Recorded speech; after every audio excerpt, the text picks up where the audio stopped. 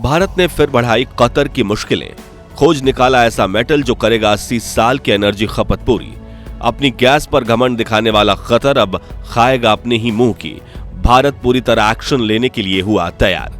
जी हां दोस्तों, कतर को सबक सिखाने के लिए भारत ने अभी एक और बड़ा स्टेप लिया है और ये स्टेप इतना महत्वपूर्ण है कि इसकी मदद से भारत अपनी एनर्जी जरूरतों को पूरा करने के लिए पूरी तरह आत्मनिर्भर बन जाएगा। असल में भारत के रिसर्चर्स ने अभी हाल ही में एक ऐसे रेयर मेटल की खोज की है जो एनर्जी के फील्ड में हमारे देश के लिए एक बहुत बड़ी क्रांति ला सकता है। अगर आंकड़ों की बात करें तो इस मेटल की मदद से भारत अपनी एनर्जी डिमांड आने वाले 80 सालों के लिए पूरी कर सकता है। यानी भारत को आने वाले 80 सालों तक किसी भी एनर्जी को इंपोर्ट करने की जरूरत नहीं पड़ेगी। जरा सोच कर देखिए, इससे हमारे देश का कितना सारा पैसा बचेगा। दरअसल आज के दौर में भारत पेट्रोल, डीजल, गैस और रिन्यूएबल एनर्जी में यूज होने वाली लिथियम आयन बैटरी के लिए 90% लिथियम बाहर से इंपोर्ट करता है। मगर इस मेटल की मदद से हमें कई दशकों तक इनमें से किसी भी चीज को इंपोर्ट करने की जरूरत नहीं पड़ेगी। ये एक इतनी बड़ी खोज है कि इसके बारे में सुनते ही चीन और अमेरिका जैसे देशों के होश उड़ गए हैं, क्योंकि भारत अब एक ही झटके में इन देशों की कई इंडस्ट्रीज को जड़ से उखाड़ सकता है। और साथ ही इसी खोज के बारे में सुनकर कतर भी बहुत ज्यादा परेशान हो गया है। अब भारत की इस खोज का कतर के परेशान होने से क्या कनेक्शन है? भारतीय रिसर्चर्स द्वारा खोजा गया यह मेटल कौन सा है और इसकी मदद से भारत अपनी एनर्जी की जरूरतों को कैसे पूरा कर सकता है? ये सब कुछ आज हम आपको इस वीडियो में बताने वाले हैं, इसलिए बिना स्किप किए इसे अंत तक जरूर देखिएगा। साथ ही अगर आप चैनल पर नए हैं तो ऐसी अपडेट्स पाने के लिए सब्सक्राइब करना बिल्कुल भी ना भूलें। दोस्तों, जब से भारत और कतर के बीच विवाद शुरू हुआ है तभी से हमारे देश ने पूरी तरह आत्मनिर्भर बनने की ठान ली है और पिछले कुछ दिनों में भारत ने इस दिशा में कई अहम कदम उठाए हैं। अभी हाल ही में मिली जानकारी के अनुसार आत्मनिर्भर बनने की दिशा में भारत को एक बहुत बड़ी कामयाबी मिली है। दरअसल इंडियन इंस्टीट्यूट ऑफ टेक्नोलॉजी रोपड़ द्वारा सतलुज नदी के अंदर एक बहुत ही दुर्लभ समझे जाने वाले टैटलम मेटल की खोज की गई है। जानकारी के लिए बता दें कि प्लेटिनियम, कोबाल्ट, गैलियम और लिथियम जैसे मेटल्स को दुर्लभ माना जाता है और इसी लिस्ट में टैटलम का नाम भी शामिल है। इस मेटल का उपयोग एनर्जी डिमांड को पूरा करने के साथ साथ इलेक्ट्रॉनिक इंडस्ट्री में किया जाता है। टैटलम की बात करें तो ये एक ग्रे कलर का बेहद ही मामूली सा दिखने वाला मेटल है, लेकिन सही मायनों में यह मामूली बिल्कुल भी नहीं होता। नेचर में ये बहुत ज्यादा हार्ड होता है और इसके साथ साथ इसकी एक और खूबी ये है कि इस मेटल पर कभी भी रस्ट यानी कि जंग नहीं लगता। ये एक ऐसा मेटल है जो 150 डिग्री सेल्सियस के उच्च ताप को बड़ी ही आसानी से झेल सकता है और इसके साथ ही इसके ऊपर बहुत सारे केमिकल का भी कोई रिएक्शन नहीं होता। इसके अलावा भी इसमें बहुत सारी ऐसी खूबियां हैं जो इसे पृथ्वी के सबसे खास मेटल्स में से एक बनाती है। एक्सपर्ट्स की माने तो इंडस्ट्री में प्लेटिनियम की जगह टैटलम का बहुत आसानी से इस्तेमाल किया जा सकता है। रिसर्च तो ये भी बताती है कि इस मेटल का use nuclear plant, chemical plant, aerospace industry, missiles, turbine को बनाने में कर सकते हैं। आपको शायद पता नहीं होगा, लेकिन इस मेटल का यूज ऑलरेडी इलेक्ट्रॉनिक कंपोनेंट्स को बनाने में बहुत बड़े स्केल पर होता है, लेकिन इसका सबसे बड़ा और अहम इस्तेमाल कैपेसिटर को बनाने के लिए किया जाता है। असल में आमतौर पर कैपेसिटर को अलग अलग तरह के सस्ते मेटल का यूज करके बनाया जाता है।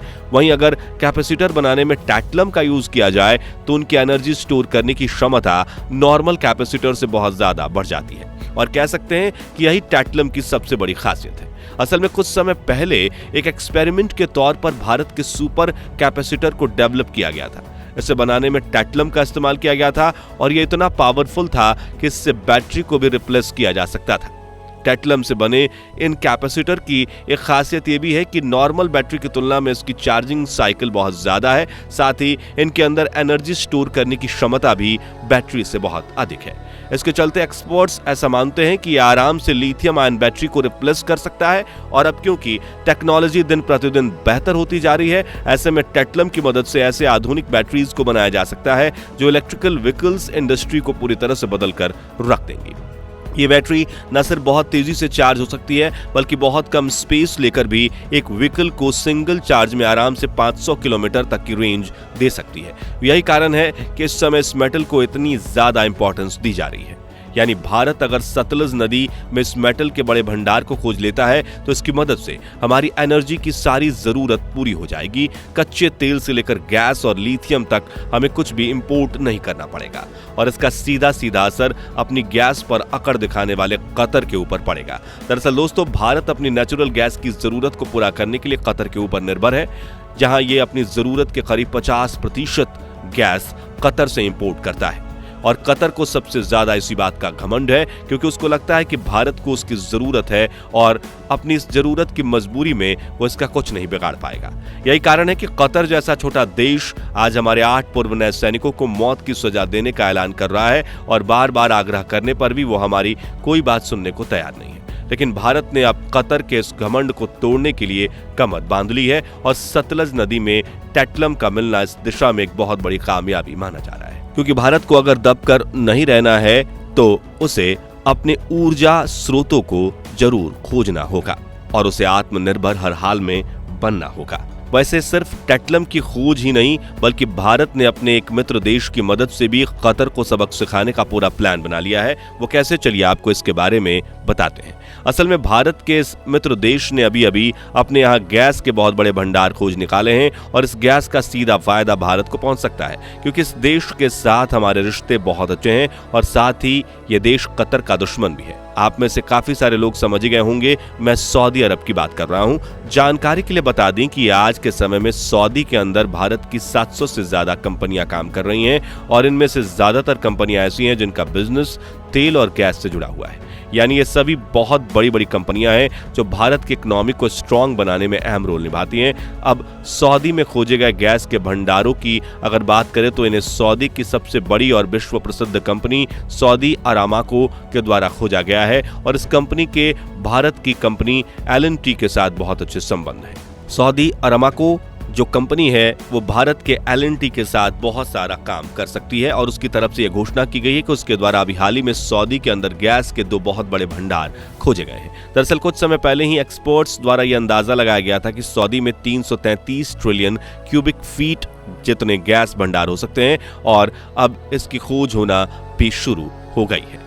आपको बता दें कि पिछले 1 साल के अंदर ही सऊदी अपनी गैस प्रोडक्शन को करीब 5% बढ़ा चुका है और पिछले साल यानी 2022 में 120.4 बिलियन क्यूबिक मीटर गैस का प्रोडक्शन सऊदी द्वारा किया गया था।